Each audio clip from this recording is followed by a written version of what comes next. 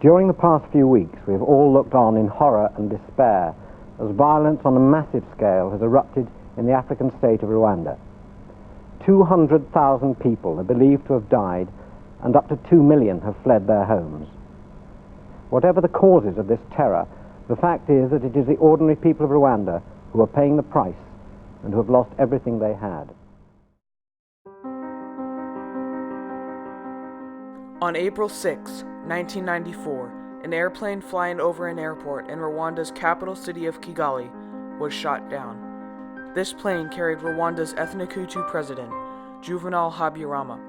When the plane was shot down, it caused a political spark that started the wildfire of death and destruction we know as the Rwandan Genocide. The Rwandan Genocide was the tragic mass murder of close to 1 million ethnic Tutsis and moderate Hutus. The slaughtering was done by the Hutu people, who were sick of the oppression they received from the Tutsi army, government, and the Tutsi people in years past. After the genocide, however, tensions between these two tribes decreased. With an innovative system of justice, an increased role for women, and a growing economy, the people of Rwanda have reconciled, triumphing over their tragedy. While the genocide occurred in Rwanda, the people of the Hutu and Tutsi tribes live both in Rwanda and in Burundi. The tension started when Rwanda was a Belgian colony. The Belgians favored the Tutsis and allowed them to oppress the Hutus, leading to smoldering tensions when the countries gained independence in 1962. 10 years later, a group of Hutu policemen rebelled, killing 12,000 people who refused to join in the protest in nearby towns. The president, who was a Tutsi at the time, declared martial law, which suspended ordinary laws for a period of time. The angered Tutsis revolted against the Hutus. As a result, over 250,000 Hutus were killed, 5% of the population. Tension continued to build. Then, in 1993, the Hutus won the Burundi presidential election. As a result, Hutu Melchior Ndadaye became president. Mr. Ndadaye, however, was assassinated. This sparked the killing of 25,000 Tutsis. The Tutsis then returned the Hutu fire, killing 50,000 Hutus, double the amount of Tutsis murdered by Hutus. This smaller genocide was the ignition for the fuel that had been spread throughout the years and started the tragedy, the Rwandan Genocide. The slaughtering started in April 1994. It was done mainly by a group called the Interahamwe, Rwanda's paramilitary comprised of Hutu civilians and led by the Hutu government.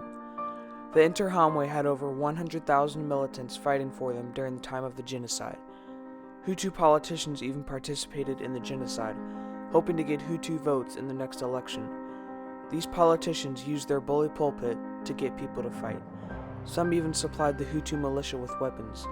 A huge propaganda tool that the politicians used was the radio.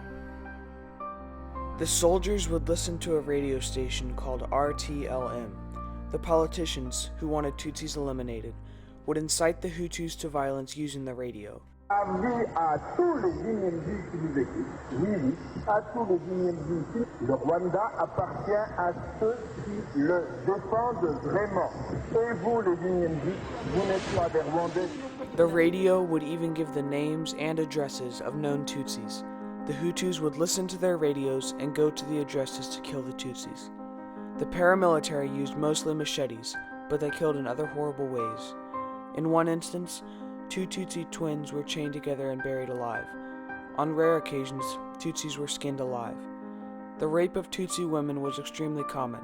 In fact, the Interahamwe would rape women in public, then after they were tired of them, they would resell them.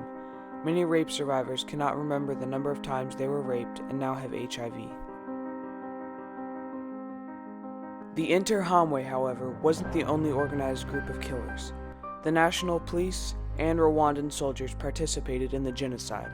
They even allowed, encouraged, and commanded others to slaughter the Tutsis, and provided the Hutu civilians with arms and ammunition, although most killings were done with a machete because it was a widely accessible and versatile tool.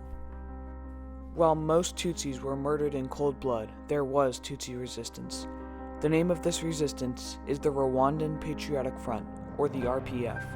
This group, also known as the Tutsi rebels, overtook the Interahamwe, which was led by the Hutu government, ending the genocide. I lost my mother, my father, my 7 brothers and sisters.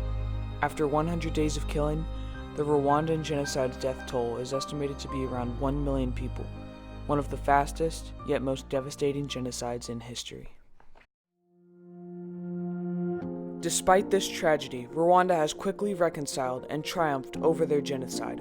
More than 1,400,000 Hutu perpetrators were convicted, but this wasn't accomplished using the regular court systems. Rwanda converted back to its old Gacaca court system. Gacaca courts, or grass courts, are small courts held in Rwandan towns.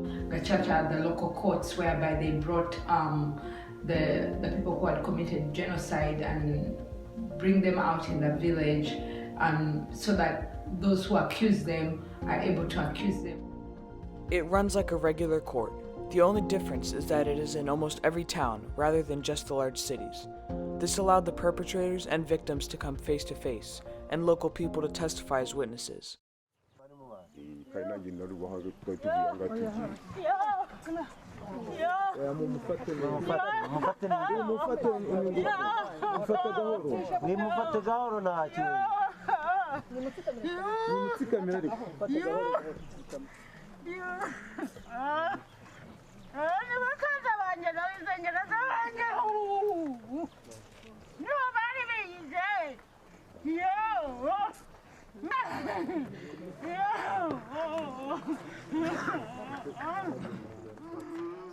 It also gave perpetrators the chance to make a genuine, heartfelt confession. Many people in Rwanda have forgiven their families' murderers.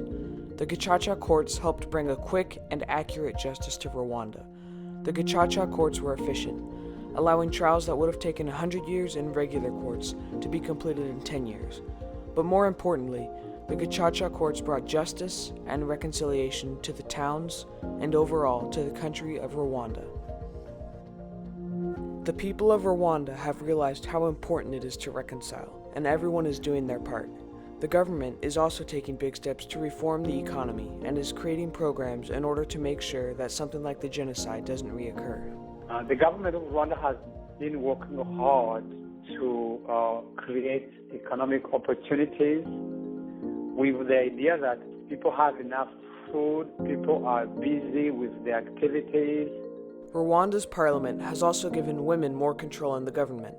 Rwanda was the first country to have a government with a female majority, over 75%.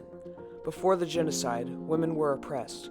Having women in parliament post-genocide helped meet the needs of Rwandan women, especially the women who had suffered wounds and HIV. Another way women are reforming Rwanda is through small, daily jobs, one of which is basket weaving. There were widows, there were survivors of the genocide, other women, their husbands were in jail and left as single moms. They had a common need of trying to provide for their families or provide for themselves. So they had to come together. In the process of basket weaving, as the days went by, they all started talking about their problems. They started talking about their experiences before and after the genocide. As they went along, each group started opening up to each other. In 2004, Joanna Dunkstay started a company called Gahana Links, which allowed the women of Rwanda to sell their baskets to high-paying stores in the United States. The money that the women of Rwanda make off their hand-woven baskets allows them to support their families, creating economic growth. Despite the tragic mass murder of 1 million citizens, Rwanda has experienced a triumphant reconciliation. Decades-old animosities between the Hutus and Tutsis have been resolved through the Gacaca courts and the advancement of women, both in government and in business. The tragic wildfire of the Rwandan genocide has refreshed the soil of reconciliation, making way for trees of triumph.